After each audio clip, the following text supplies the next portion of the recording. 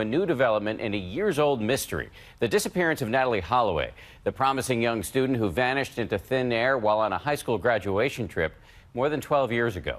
Her father has been conducting his own investigation for years. Now, could he be on the verge of finally getting some answers? Here's my Nightline co-anchor, Juju Chang. It's the bombshell breakthrough in a 12-year mystery.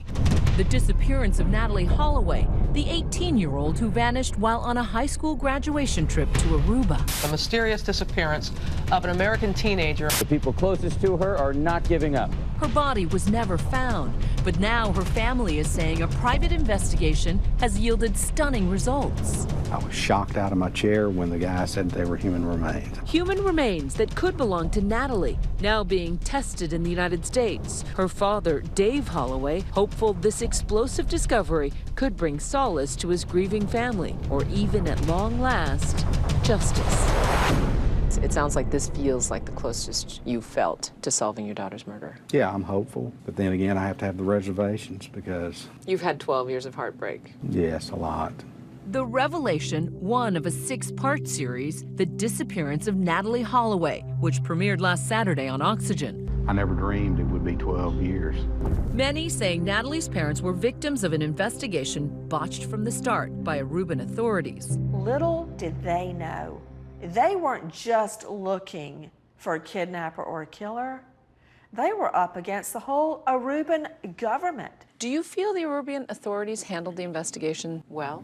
No, because they took their eyes off the last 3 people that were with Natalee. Including Joran Vandersloot, the son of a local judge in training, the godson of the police chief at the time. Joran Vandersloot enjoyed every privilege, every protection conceivable under the Aruban justice system. Vandersloot now serving 28 years in a Peruvian jail for the killing of a different woman.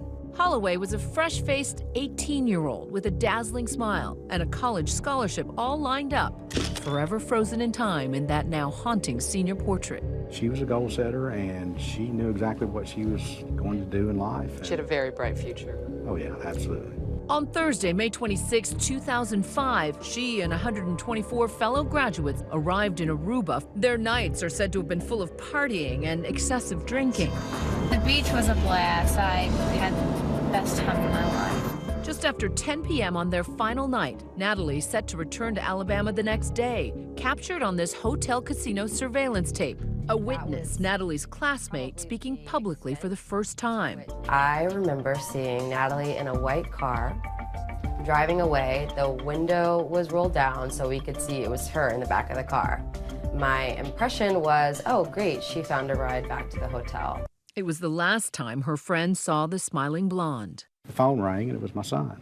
He said, Dad, Natalee has missed her flight back home. Things just ran through my head. I said, she's never late for anything, never. Knowing her, I thought something bad's happened. Aruban authorities initiated a search, her parents making emotional pleas for information. My beautiful, intelligent, and outstanding daughter. Suspicion soon zeroes in on Dutch native Joran Vandersloot. Interrogated by the police, Joran admitted he'd taken Natalee to this beach in hopes of having sex.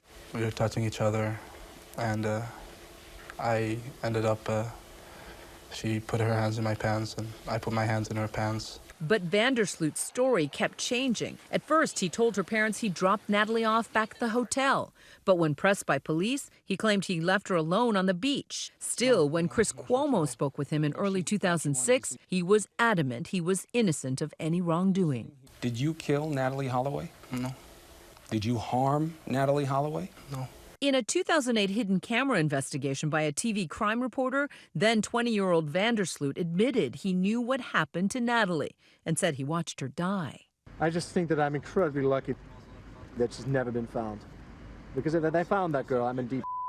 But he later recanted that confession. Vandersloot has maintained his innocence. In July 2005, racked with questions and few answers, Dave Holloway hired private investigator T.J. Ward, seen here in Oxygen's new series. I have a picture on my wall in my office of Natalee Holloway. I put it up when I got it in 2005, and it will remain there until the resolution of this case. Years later, that new lead.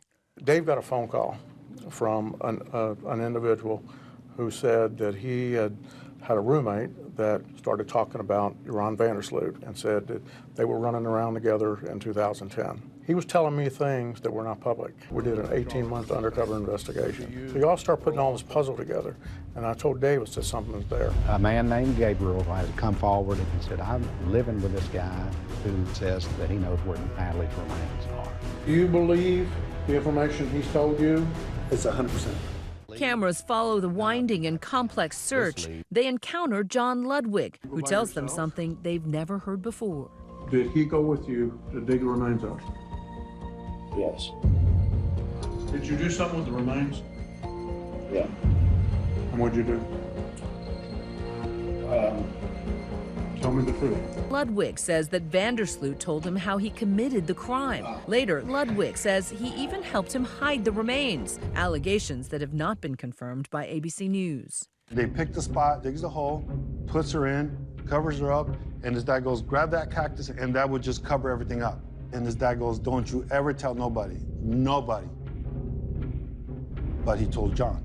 Dave and his team go on the hunt, eventually recovering some evidence. He now tells ABC News that lab results confirm they are human remains. But Aruban authorities seem to contradict their claims. The public prosecutor saying during an investigation by police, we found remains, but they were found to be from animals. Now, even more questions over whether the remains were illegally taken out of Aruba, and if so, could they ever be used as evidence in court? This one is by far the most credible lead that I've seen in the last 12 years. Why do this on television so publicly? I've been involved with the media throughout this process because if we hadn't, we'd have been at home twiddling our fingers 12 years and we still have nothing. But skeptics are already wondering about the timing. Can you address some of the skepticism that this is, all for show, this is all for TV? I don't know. I don't know that there's skepticism. We didn't do this because of the show. We did this, and I did this because of his family and bringing closure to them and prosecuting those who were responsible for Natalee Holloway's disappearance. If the DNA test is positive, where do you put that in your mind, in your heart? It will be the end of a long, long journey, but we're not there yet. For Nightline, I'm Juju Chang in New York. Hi everyone, George Stephanopoulos here. Thanks for checking out the ABC News YouTube channel. If you'd like to get more videos, show highlights, and watch live event coverage, click on the right over here to subscribe to our channel, and don't forget to download the ABC News app for breaking news alerts. Thanks for watching.